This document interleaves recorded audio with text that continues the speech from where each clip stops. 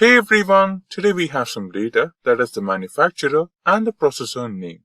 So we have Intel, Asus and AMD manufacturers and their processors on the P column. Now we will be using the filter function to organize them.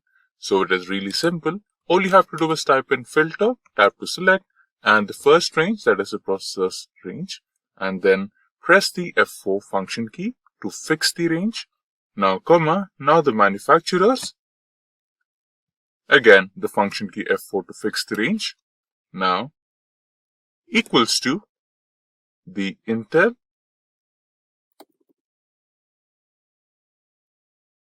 close the bracket and enter.